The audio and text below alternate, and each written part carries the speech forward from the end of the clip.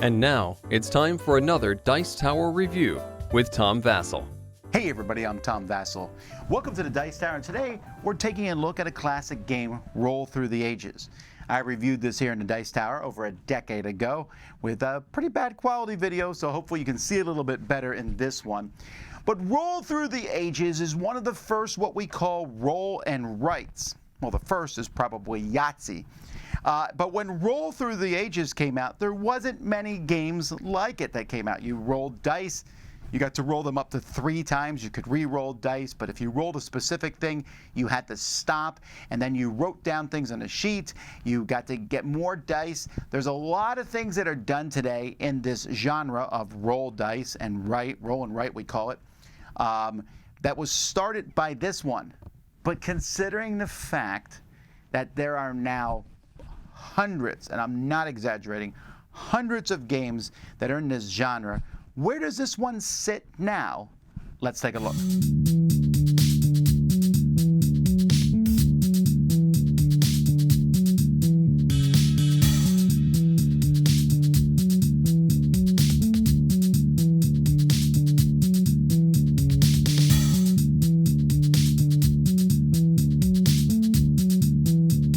In this game, players are going to have a board and a sheet of paper. These are the main 2 things that you will be using. This board keeps track of your food and then 5 different resources, wood, rock, it doesn't really matter. What matters is the row that these resources are in. On a player's turn, they're going to take dice equal to the number of cities you have. At the beginning of the game, you have only 3 cities. You will roll these dice, and if you roll a skull on the dice, well, you got to leave that one as it is. But the other ones, you can re-roll if you want to. So I might go, I'm going to keep these 3 workers, but I'm going to re-roll this one. Well, I rolled a skull, so now I'm done. So the first thing you'll do is you're going to get any food or resources that are shown on your dice. So I have no food.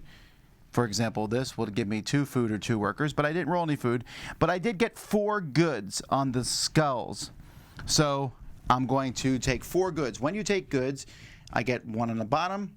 So 2, 3, 4. So unless I get 5 goods, I'm never going to get that top row. If, let's say, next turn I just got 1 good, I would simply move over wood like this. Then you have to pay a food for each city you have. So I have 3 cities, so I have to pay 3 food. I start with 3 food, so that's good, but that means next turn I better start trying to roll some food on the dice if possible. Then, after I'm done with that, I'm going to track lost points. So if I can't feed cities, I'm going to mark that down here at the bottom in the disaster area, which you don't want to do. And then you have to resolve disasters. Those are the skulls. In this case, I rolled 2 skulls. So I'm going to look here what happens when I roll 2 skulls, because 1 skull is no effect, but 2 skulls is a drought, and I lose 2 points. So that's not too good, so I'm going to have to mark off another 2 points down here on the negative spot. Then players can build cities or monuments. Each worker that you have, so I have 3 workers here, is going to let me cross off a box. Now I can start crossing off boxes on these. That gives me more dice for future rolls. When you fill in all 3 of these, you circle the die at the top, and you can have up to 7 dice. Just remember, you also need to feed all these dice. Or you can build monuments. You can pick any monument you want, start filling it in. If you're the first person to fill it in, you get the big number of points. So if I spend all 3 of those workers to build this little ziggurat here, I get 1 point. And the second people to build these will get the second number, although here the second number is 0. But I might want to start getting the points for this obelisk here, which is 6, so I might start crossing them off. Players can also buy a development. There's a bunch of developments you have that give you special effects. Like, for example, maybe I don't want to lose points for drought, or maybe I want to get extra points for food dyes, or whatever it is. These have a certain cost on them. To get these, you're going to spend that cost here. So let's say I could spend wood here. It always goes back to 0. That would give me 3, 5, 8, plus 4 is 12. Not very good, but you can see if I got stone all the way up here, I could spend that for 42. And these costs can go all the way up to 60 for the Empire, which gives you a point per city at the end of the game. Some of these give you points at the end of the game. Some give you other resources. You have coins, which are worth a certain amount of money that you can spend. You can see if you get coinage, they go up to 12 for each coin that you have. But getting these developments is important because they give you a fixed amount of points plus bonus points. Also, the first person, or once someone gets 5 developments, that triggers the end of the game. The other trigger is if at least one person has built all the monuments. Some of these monuments aren't used in a 2-player game. That's how you play. Once the game's over, you're going to add up your points that you got from your developments, you add up your points that you got from monuments, subtract points for your disasters, and whoever has the most points is the winner. Components for the game, they really fill the box up. I remember when this first came, I was like, wow, because everything is wooden. Now, nowadays, there might be an easier way. I could use cubes to keep track of things. I don't know, but these pegs work well. I like the pegs. It's easy to see the numbers. You keep track of your food track is very long. Now, what I'm not as thrilled about are the dice.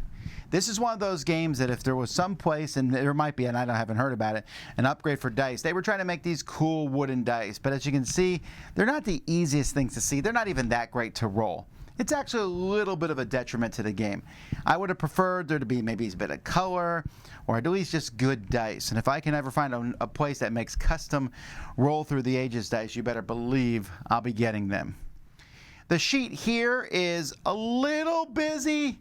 There's a lot going on. Each player has it, but it does tell you exactly what to do. I don't mind too much, especially because there are 2-player boards, and each of these explains all the different developments in detail and also shows you exactly what each side does here. Hey, this coin is worth 7 value when you are buying developments. Here's exactly what happens, the number of skulls that you roll. So there is that. But there is a lot of information, but once you play it once, this stuff kind of is internalized. So other than the dice, I'm pretty happy with the components. Roll Through the Ages, in my opinion, still holds up. Yes, there could be better dice. Yes, there's other games. In fact, they made a sequel to this. This is Roll Through the Ages, the Bronze Age. They made the next age, and I think that game pales a little bit. I think this one, the original one, is better. There's people who have talked about this one a lot, and maybe there's some texts that are better than others. And of course, you are at the whims of the dice. Sometimes what you want to roll is just not what you get. But I like it. It's fun. The one aspect that this game really delivered was the skulls. You roll, if you get a skull, you stop rolling that die. And you can re-roll your dice, but you might get more skulls. But here's the thing. 1 skull, who cares? 2 skulls, that's bad for me. 3 skulls, that's not only bad for other people. 4 skulls, back to being bad for me. And that back and forth, I like that. It also uses this historical trappings, a civilization building game that comes out decently well in what is a light game. Now, this is definitely a back and forth game, mostly because of the monuments. That's a big deal in this game. You're fighting to be the first one to finish these monuments. And a lot of these games no longer use these big wooden pegboards. When you pick up the box that has everything in it, it has some heft to it. It's a pretty heavy game like literally heavy. But even though we've seen all kinds of clever uses, and there are some roll and rights or flip and rights that are probably better than Roll Through the Ages, this one still has stood the test of time. Designed by Matt Leacock, who's best known for Pandemic, this game here, which takes civilization down to its very roots, just rolling dice, and took Yahtzee and added some interesting aspects to it, is certainly one that I will keep in my collection. It's easy to teach. It's pretty fast to play. You're interested in what's happening at other people's turn because their roll may affect you, possibly. And you're also seeing what monuments they do. It's 4 players. I mean, I guess it could have been more, but 4 players keeps it nice and tight, and it plays pretty well even at 2.